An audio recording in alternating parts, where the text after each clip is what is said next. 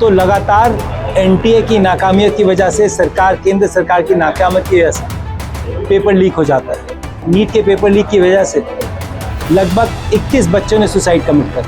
10 साल में लगभग 90 पेपर लीक होते हैं और लगातार होते हैं। सरकार को फर्क नहीं पड़ता। एनटीए का 2017 में जब से गठन हुआ है उसके बाद पेपर लीक माफिया को एक तरीके से संरक्षण सरकार ने दिया है। छात्रों की गूंज से कांग्रेसी घेरेंगे सरकार और सिस्टम को। देश के 28 शहरों में एक साथ हुआ छात्रों की गूंज अभियान। भर्ती परीक्षाओं में गड़बड़ी और पेपर लीक के खिलाफ है ये राष्ट्रव्यापी अभियान। एआईसीसी सचिव अभिषेक दत्त ने केंद्र सरकार, शिक्षा मंत्रालय और एनटीए को जमकर घेरा। पेपर लीक और भर्ती घोटालों को युवाओं के भविष्य से खिलवाड़ बताया। भर्ती प्रक्रियाओं में देरी को लेकर सरकार की कार्यप्रणाली पर सवाल उठाए। विभिन्न भर्ती परीक्षाओं के पीड़ित छात्रों ने साझा किए अपने अनुभव। दत्त ने बताया अभियान में पर्चा वितरण, नुक्कड़ बैठक और छात्र संपर्क अभियान होंगे।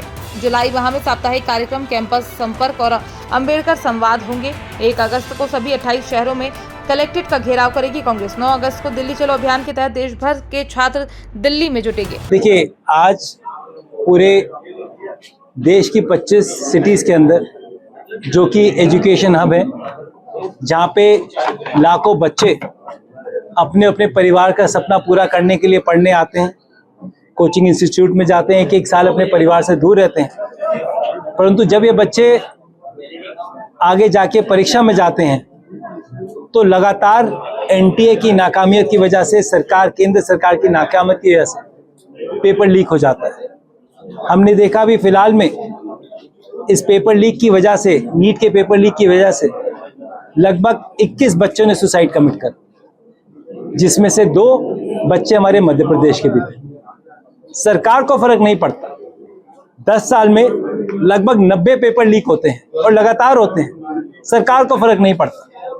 एनटीए का 2017 में जब से गठन हुआ है उसके बाद पेपर लीक माफिया को एक तरीके से संरक्षण सरकार ने दिया है।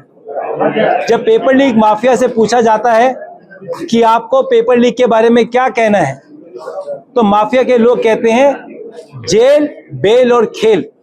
यानी कि हमें पता है कि हम पकड़े जाएंगे, हमें कोर्ट से जेल मिल जाएगी, हम आगे जाएंगे, हमें बेल मिल जाएगी और उसके बाद फिर से इस खेल में हम लग जाएंगे।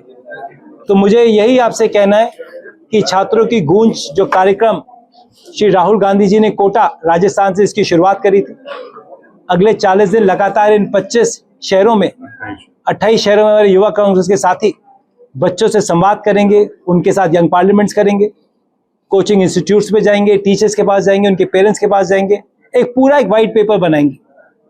और 9 अगस्त को दिल्ली के अंदर एक बड़ा कार्यक्रम दिल्ली चलो का हम कर रहे हैं, जिसमें 3 प्रमुख मांग हमारी सरकार से रहेगी। पहली ये कि जो सिस्टम एजुकेशन का, इसमें समीक्षा होनी चाहिए, सुधार आना चाहिए।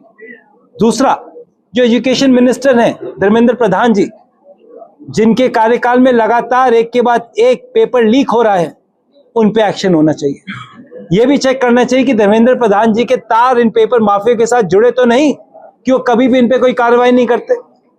और तीसरी चीज, जिस तरीके से एक सालाना, एक ईयरली कैलेंडर आता है, जिस कैलेंडर में पता होना चाहिए कि बच्चे का सरकारी नौकरी का एग्जाम कब है, बाकी एग्जाम्स कब है, उसका ईयरली कैलेंडर सरकार को इश्यू करना चाहिए, ताकि बच्चों को पता रहे कि उनका एग्जाम कब होगा, उनके सरकारी एग्जाम कब होंगे, एक पारदर्शिता रहे।